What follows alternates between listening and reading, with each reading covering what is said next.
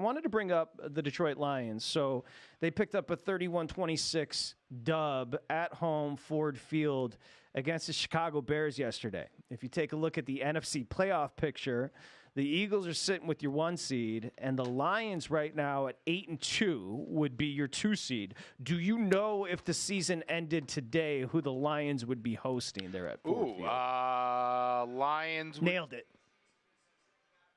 Vikings? Minnesota Vikings. You nailed it with the loss yesterday in Denver, but they're sitting 6-5. Just to round it out, the 49ers would be hosting the Seahawks, and the Saints at 5-5, the Cowboys. Now, again, I want to be proven wrong. Okay, and you saw Marshall Mathers. You guys know Eminem, right? That is probably the best super fan across all 32 NFL teams. He was going freaking crazy on social after the Lions come from behind. They were down 12 with 4 minutes to go. You looked up the win probability at the time. The Chicago Bears had a 98.2% win probability. So, again, it was a tremendous comeback, but that kind of belies, and it's a disrespectful notion that the Bears had a 98.2% win probability because it completely throws away 3.5 quarters of ineptitude by the Detroit Lions. And again, I know everybody has to stand on pride because every outlet loved the Honolulu blue and silver coming into the year. They love Dan Campbell for Coach of the Year. As a matter of fact, give me the Coach of the Year odds right now. He is so short in that market, and it's all because he was essentially crowned the winner of Coach of the Year before the season started, and it's all about validating those numbers. What's the number right now? It has gotten shorter. It was plus 250 a week ago. It's down to plus 125. We're very close to having to lay money on Dan Campbell Coach of the Year, which is wild. Well, may I ask you a question? It's possible Matt Eberflus isn't even the coach of the Bears next year, correct? Correct. Dan Campbell, the Coach of the Year, who will eventually be Coach of the Year this year in year 3 with the Detroit Lions, was outcoached yesterday by Matt Eberflus. However, perception rules, and he is very good at yelling in the locker room after the game. And here's what the Detroit Lions winning locker room sounded like after they beat the Bears 31-26.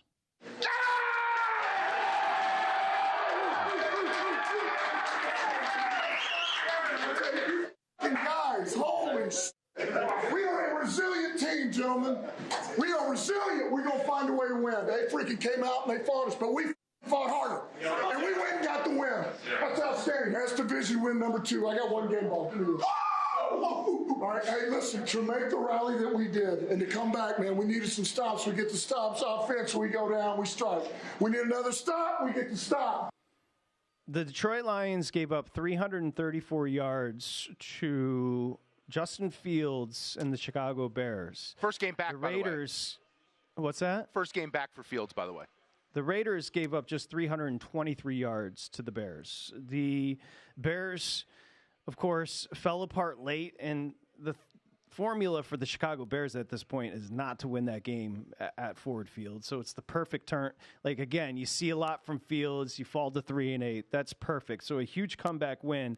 The week before, the Detroit Lions gave up 421 yards to the Chargers. It took a heroic performance late in a 41-38 walk-off win in Los Angeles against a team that potentially could fire their head coach before Thanksgiving. So that's not great. Combine the Bears and Chargers against this Detroit Lions team who's 8-2. They're 10-1 in the market right now to win a Super Bowl. Gave up 49 first downs combined to the Bears and the Chargers. Oh, by the way, a few weeks back, the Ravens had their best performance of the year, had 503 total yards. What am I telling you? Again, I want to be wrong. Don't smirk at me because I see the little smirk crawling on your face because you think I'm sandbagging because I grew up a 45-year-old loser as a Detroit Lions fan. I'm not. I'm just telling you, trust me, this is untenable. They can't tackle, they can't cover, and oddly enough, because the game ended with a Hutchinson sack, they can't rush the quarterback. Now, again, the post-game speech is cute, And I love Dan Campbell, and it is impressive that he says the F word that many times in a row. Like, he just fires it off, and he yells at the top of his lungs, and he's freaking jacked. I get it, but he has been consistently, and yesterday was the perfect example, down 12 with 4 minutes to go. He has been saved by Ben Johnson. And what is Ben Johnson doing? He is puppeteering Jared Goff. Jared Goff, the same quarterback that was traded away by the smartest offensive mind in football in Sean McVay after he took him to the Super Bowl. That's correct. That Jared Goff. Jared Goff, who now people write that he's resilient, he's got resolve, he's got mental toughness, he's got ice in his veins. You know what they say that? You know who they say that about? He's got ice in his veins and he's resilient? People that aren't very good. He's improbably bad. For 52 minutes, Jared Goff was the worst player on the field. 3 interceptions, should have been a pick 6. He hit a linebacker there with the Bears right in the chest, so it should have gone the other way for a pick 6. He was being booed off the field at Ford Field. So again, if you're looking for a team to bet, and this isn't sour grapes because our 40-1 Bengals went out the window with Joe Burrow's injury. But 10-1 is remarkably short on a Lions team that is always going to be outwitted at the head coaching position, at the quarterback position, and always going to be outwitted as far as head coach. Ben Johnson, who's going to leave this franchise after this year, is covering up for a lot of Dan Campbell's shortcomings.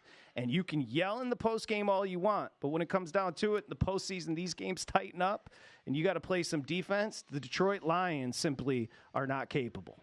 Go ahead. So on February 12th, 2024, that is the day after the Super Bowl, when the Lions are having their parade in Detroit, right, and this franchise that's tortured your life for your entire existence, based on what you just said, you will not try and be in attendance to celebrate with your friends and family? No. See, you're doing shtick. I hope I'm wrong. Like, this is almost one of those things where it's self-defense. I'm setting myself up for the inevitable fall. And again, I'm old enough now where it's not really going to break me one way or the other. You're already broken. I am a broken man. I'm using a well-reasoned mind. Are you going to pretend like Jared Goff's a good quarterback? No. A box score, and I know a lot of people think Jared Goff's a good quarterback. Those are people that don't know football. A box score is kind of like a filter on Instagram. You might think Shorty looks like that, but then you meet her in person, and it's not quite the same. Looking at a box score after the game, Jared Goff is going to look pretty good, but if you watch the football game, he ugly. And I'm not talking about aesthetic. No. Jared Goff I'm sure he's a handsome man. I have no clue about that. I'm talking about performance. Snap to snap, Jared Goff's performances are consistently ugly. The box looks pretty good. He's not a special quarterback. There's nothing about his game special that makes anyone around him better. All he does is execute a game plan. And the Lions told you everything they thought about Jared Goff when they drafted Hendon Hooker, who can't even play because he's injured. Go to VSiN.com/subscribe to become a VSiN Pro subscriber today.